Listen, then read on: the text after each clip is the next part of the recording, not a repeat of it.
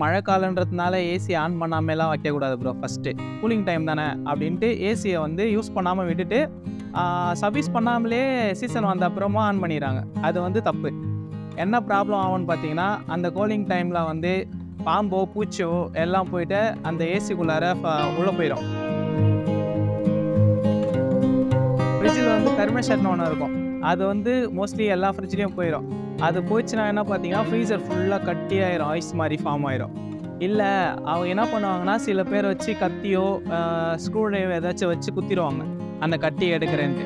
அப்போ என்ன ஆகும்னு பார்த்தீங்கன்னா, ஃப்ரீசர் ஓட்டையாயிரும். ஃப்ரீசர் ஓட்டையாச்சுன்னா வந்து கேஸ், அதில் இருக்க கேஸ் எல்லாமே வெளில போயிடும். உங்களுக்கு அது சரி பண்ணோன்னு பார்த்தீங்கன்னா 4,500 5,000 வரையும் செலவாகும். என்னன்னா, இது பழைய ஃப்ரிட்ஜுக்கு வந்து செலவு கம்மி, இப்போ வர ஃப்ரிட்ஜுக்கு வந்து செலவு ரொம்ப அதிகம். அதனால் வந்து பண்ண முடியாதுன்னு சொல்லிடுவாங்க. ஆனால் பண்ண முடியாதுன்னு கிடையாது, பண்ணலாம்.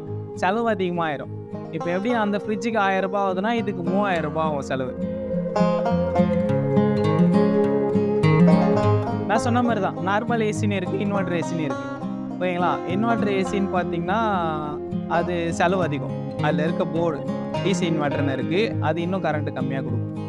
பெஸ்ட்டுன்னு எது சொல்லணும்னு பார்த்தீங்கன்னா, என்னை பொறுத்த வரைக்கும் நான் இன்வெர்டர் தான் சொல்லுவோம் ப்ரோ. கொஞ்சம் காஸ்ட்டு கரண்ட்டு பில்லுன்னு பார்த்தீங்கன்னா ரொம்ப அதிகமாக ஆகாது ப்ரோ, கம்மியாக தான். இப்போ அதில் 1000 ரூபா கட்டுறீங்கன்னா இதில் 1200 300 டிஃப்ரெண்ட் வரும், அவ்வளோதான். ஏன் அப்படி சொல்கிறேன்னு பார்த்தீங்கன்னா, உங்களுக்கு ப்ராப்ளம் வந்துச்சுன்னா நார்மல் ஏசியை ஈஸியாக சர்வீஸ் பண்ணலாம். மெயின்டெனன்ஸ் கம்மி, சர்வீஸ் சார்ஜஸும் கம்மி. இப்போ இன்வெர்டர் ஏசி எடுத்துக்கினாங்கன்னா போர்டு ப்ராப்ளம் ஆயிடுச்சுன்னா 3500 ஆகும். இதே நார்மல் ஏசி எடுத்திங்கன்னா வெறும் 1500 ஆகும், அவ்வளோதான். இப்போ பார்த்தீங்களா, உங்களுக்கே தெரியுது இல்லையா எவ்வளோ டிஃப்ரெண்ட் வருது. 1500 எங்கே இருக்குது, 3000 எங்கே இருக்குது. மழை காலன்றதுனால ஏசி ஆன் பண்ணாமலாம் வைக்கக்கூடாது ப்ரோ. ஃபஸ்ட்டு எப்பயும் வந்து ஒரு 1/2 hour அந்த மாதிரி ஆன் பண்ணிவிட்டு ஆஃப் பண்ணிடுறது நல்லது. ஏன்னா அதுக்கு ஓடாமல் இருந்தனா பழுதாயிரும். நம்ம கூட பைக்கு கூட ஒரு மாதம் நிறுத்தி வச்சோன்னா ஏதாச்சும் ப்ராப்ளம் ஆகிடல. அந்த மாதிரி தான் ஏசியும். அதில் வந்து கம்ப்ரஸர் இருக்கும், அது வந்து ஜாம் ஆயிரும். அப்பப்போ தினமும் ஒரு 10 நிமிஷம் கூட போட்டு ஆஃப் பண்ணிக்கலாம். ஒரு 1/2 hour 10 நிமிஷம் அந்த மாதிரி கூட போட்டு அதை யூஸ் பண்ணணும். மோஸ்ட்லி அதை யூஸ் பண்ணால் தான் பெஸ்ட்டு. அப்புறமா எல்லோரும் பண்ணுற தப்பு ஒன்று என்ன பண்ணுறாங்கன்னா, கூலிங் டைம் தானே அப்படின்ட்டு ஏசியை வந்து யூஸ் பண்ணாமல் விட்டுட்டு சர்வீஸ் பண்ணாமலே சீசன் வந்த அப்புறமா ஆன் பண்ணிடுறாங்க. அது வந்து தப்பு.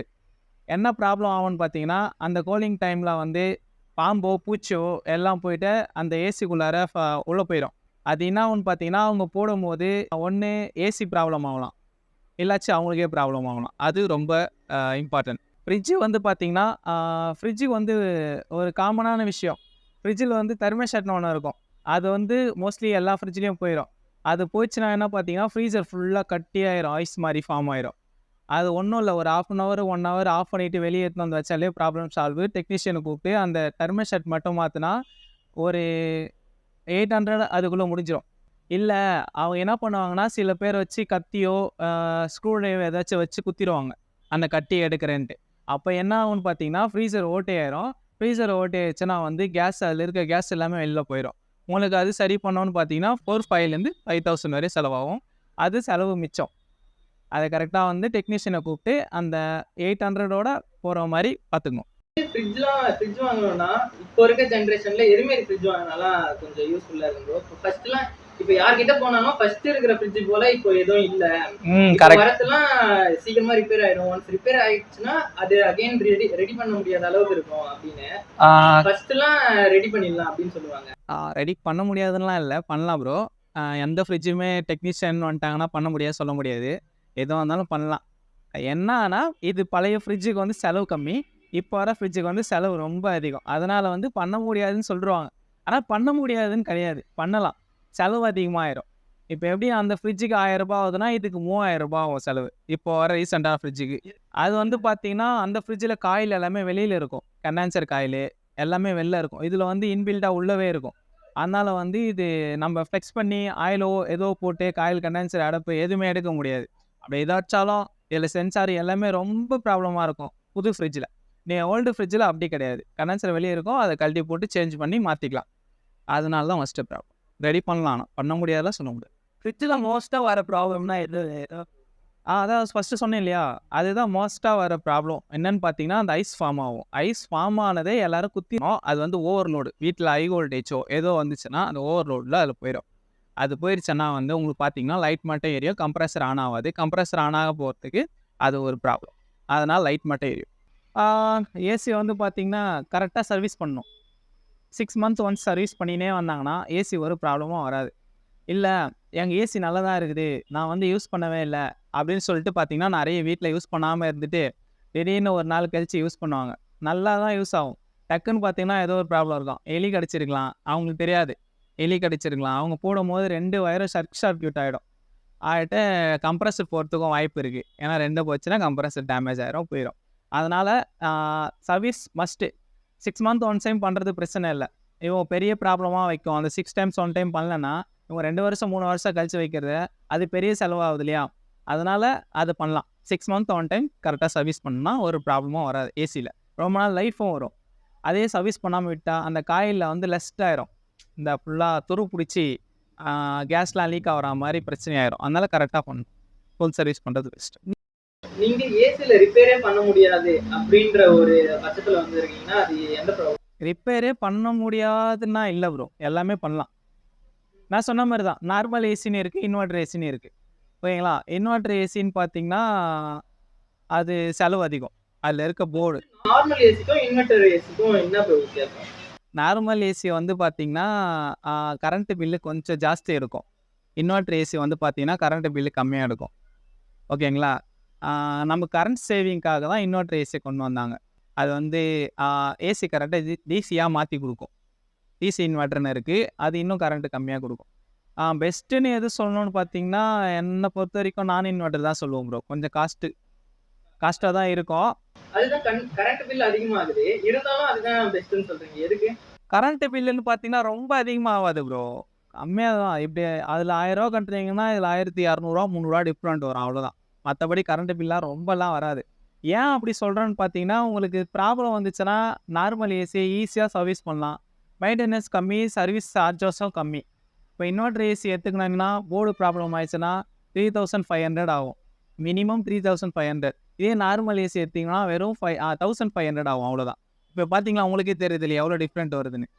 1500 எங்கே இருக்குது, 3000 எங்கே இருக்குது. அதுதான் நார்மல் ஏசிக்கும் இன்வெர்டர் ஏசிக்கும் டிஃப்ரெண்ட். மோஸ்ட்லி வந்து நல்லா இருக்குது அப்படின்னு தெரியாமல் வாங்குறது தான் கஸ்டமருக்கு வந்து யாருக்குமே தெரியாது. ஸ்டோர்லேயே வந்து அவங்க பொருளை விற்கணுன்றதுக்காக விற்றுருவாங்களே தவிர ஒரு டெக்னீஷியனை கூப்பிட்டு போயிட்டு வாங்கலாம். இன்வெர்டர் ஏசியும் இருக்குது, அதுலேயும் நல்ல ஏசி இருக்குது, ப்ராப்ளம் வராத ஏசி இருக்குது, நல்லா பிராண்டட் ஏசியாக எடுக்கலாம். ஓகே ப்ரோ, இன்வெர்டர் ஏசி எதனால ப்ராப்ளம் ஆகுது ப்ரோ? மோஸ்ட்லி ப்ராப்ளம் ஆகுதுன்னா inverter AC mostly problem stabiliser use பண்ண மாட்டாங்க. இன்வெர்டர் ஏசி தானேன்ட்டு அது வந்து ஃபஸ்ட்டு ப்ராப்ளம். ஸ்டெபிளைசர் யூஸ் பண்ணணும், சிங்கிள் பூஸ்டாச்சு யூஸ் பண்ணணும். சப்போஸ் திடீர்னு அவங்களுக்கு எப்போ கரண்ட் நல்லா வரும் அவங்களுக்கே தெரியாது, திடீர்னு ஹை வோல்டேஜ் வரும், இல்லைனா மழை அந்த மாதிரி டைமில் எங்கேயாச்சும் டிரான்ஸ்ஃபார்மர் எதனா ப்ராப்ளம் ஆகி வீட்டுக்கு கொஞ்சம் ஹை வோல்டேஜ் லோ வோல்டேஜ் எது வந்தாலும் டேரெக்டாக போய் அந்த போர்டை தான் ஃபஸ்ட்டு டேமேஜ் பண்ணும். ஓகேங்களா? அதுவே ஸ்டெபிளைசர் போட்டாங்கன்னா அந்த கரண்ட்டு மெயின் பாக்ஸ்லேருந்து ஸ்டெபிளைசருக்கு ஃபஸ்ட்டு போகும், டேரெக்டாக ஏசிக்கு போகாது. ஓகேங்களா? இப்போ நம்ம கரண்ட்டு டேரெக்டாக ஏசியில் போகிறதுனால ஏசி டேமேஜ் ஆகும், இன்வெர்டர் ஏசி. அப்புறம் ரொம்ப சேரான பகுதி அதில் வந்து பார்த்திங்கன்னா அதுலேயும் கேஸ் இருக்கும் இல்லையா, அந்த கேஸும் இதுவும் சேர்ந்து ரெஸ்ட் ஆகிட்டு உங்களுக்கு பார்த்தீங்கன்னா கேஸ் லீக் ஏற்படும். அது கரெக்டு தான். வெளியே ஸ்மோக் பண்ணியிருந்தாலும் உள்ள அந்த ஸ்மெல் வருது, அந்த இதுக்கெல்லாம் என்ன ரீசன் ஆகுது? டோர் க்ளோஸ்லேருந்தா வராது, அப்படி ஓப்பனில் இருந்துச்சுன்னா வரத்துக்கு வாய்ப்பு இருக்குது. ஏன்னு பார்த்தீங்கன்னா அந்த ப்ளோயர் அந்த மாதிரி வடிவமைச்சிருப்பாங்க, இந்த காற்றை உள்ளே இழுத்து வெளியில் தள்ளும். ஓகேங்களா? உள்ளே இருக்க ப்ளோயர் அதுதான் வந்து மஸ்ட்டு அந்த கம்ப்ரஸர்லேருந்து கேஸ் வரும், கேஸ் வந்து ரிட்டன் அதுக்கு போகும். வரப்போ தான் உங்களுக்கு கூலிங் வருது. கூலிங் வரப்போ அந்த ஃபேன் என்ன பண்ணுவோம், சுத்தம் காற்று உள்ளே இழுத்து வெளியே தள்ளுறப்போ உங்களுக்கு பார்த்தீங்கன்னா அந்த மாதிரி காற்று வரும். இங்கே உள்ளே இருக்கிற காற்றை இழுத்துரும். ஓகேங்களா? அப்போ அந்த ஸ்மெல் வரும் உங்களுக்கு. ஏசியில் வந்து ஸ்மெல் வரும், ஏன்னா அதுக்கு ஃபஸ்ட்டு காரணம் சர்வீஸ் பண்ணாதனால. 6 மந்த் ஒன்ஸ் சர்வீஸ் பண்ணணும். அது ஸ்மெல்லு பயங்கரமாக வரும். சில பேருக்கு பார்த்தீங்கன்னா கண்ணெரிச்சல் வரும்னுவாங்க ஏசியில் உட்காந்தா. நிறைய பேர் சொல்லுவாங்க கோல்டு வரும், தும்மல் வரும் நிறைய பேருக்கு. அது மஸ்ட்டு சர்வீஸ். அவங்க பார்த்தீங்கன்னா ஏசி நல்லா தான் இருக்கும்னு சொல்லுவாங்க, நல்லா இருக்கும், கூலிங்லாம் எங்களுக்கு நல்லா இருக்குது, ஆனால் வந்து கண் எரியுது, இருமல் வருது. ஏசிக்கு எதிரில் உட்காந்தாலே கண் பயங்கரமாக எரியுது, இருமல் வருது. பார்த்தீங்கன்னா 2 விஷயம் கவனிக்கணும். ஒன்று வந்து பார்த்தீங்கன்னா கேஸ் கரெக்டாக இருக்கா பார்க்கணும், 2வது சர்வீஸு மெயின்டைன் பண்ணணும். கரெக்டாக மெயின்டைன் பண்ணால் அந்த மாதிரி ப்ராப்ளம் வராது. இப்போ மேபி கேஸ் வந்து லீக் ஆகிடுச்சுன்னா ஏதாவது ப்ராப்ளம் ஆகுமா? கண்டிப்பா ப்ரோ. உங்களுக்கு தெரியுமே கரண்ட் பில் வந்து நீங்க இந்த மந்த்து ரூ. 1000 கட்டுறீங்கன்னா, கேஸ் லீக் இருந்துச்சுன்னா ஒரு 2000 வரும். ரூ. 1000 எக்ஸ்ட்ரா வரும். ஏன்னு பார்த்தீங்கன்னா, கம்ப்ரசர் லோட் எடுக்கும். ஓவர்லோட் இருக்கும். கேஸ் இல்லாம கஷ்டப்பட்டு லோட் எடுக்கும். அந்த கூலிங்க எடுத்து குடுக்கறதுக்காக கம்ப்ரசர் ரொம்ப கஷ்டப்படும். அதனால வந்து கேஸ்னால ரொம்ப ப்ராப்ளம் இருக்கு. இன்னமும் ப்ராப்ளம் சொல்லலாம். என்னன்னு பார்த்தீங்கன்னா, கேஸ் இல்லாம நீங்க ஆன் பண்ணி ஓட்டிட்டே இருந்தீங்கன்னா, அதுல கேஸ் அந்த திரவம் அதுக்கான திரவம் அதுல இல்லாம, நமக்கே கூட நம்ம கரெக்ட்டா தண்ணி குடிக்கலாம்னா நமக்கு ஒரு மாரி ஆயிடும் இல்லையா? அதுக்கும் அப்படிதான். அதுக்கான கேஸ் இல்லன்னா, அது ஓடி, ஓடி, ஓடி சூடாயிட்டு கம்ப்ரசர் போறதுக்கு நெறைய வாய்ப்பு இருக்கு. அது அ டெக்னீஷியன கூப்பிட்டு ஒரு ரூ. 1800 சம்திங் அவ்வளோதான். அது பார்த்துட்டாங்கன்னா, அது ஒண்ணும் பிரச்சனை இருக்காது. இல்ல அது பார்க்காம அப்படியே விட்டாங்கன்னா, ரூ. 8000லேருந்து 10,000 வரை செலவழிக்கும் கம்ப்ரசர். கார் ஏசில மோஸ்ட்லி கேஸ் லீக் எப்படி வரும்னு கேட்டிங்கன்னா, அது கரெக்ட்டா இவங்க நெறைய பேர் புது கார் வாங்கி சர்வீஸே விடமாட்டாங்க. இந்த ஃப்ரீ சர்வீஸு அதெல்லாம் கூட பண்ண மாட்டாங்க. மோஸ்ட்லி பக்கத்துல இருக்கிற இதுலயே சர்வீஸ் பண்ணிப்பாங்க. அவங்கலாம் வந்து அந்த டெக்னீஷியன் நம்ப கம்பெனில மட்டும் தான் ஃபுல்லா பார்ப்பாங்க. இந்த நீங்க சொல்ற மாரி ஏசி அது எல்லாத்தையுமே பார்ப்பாங்க.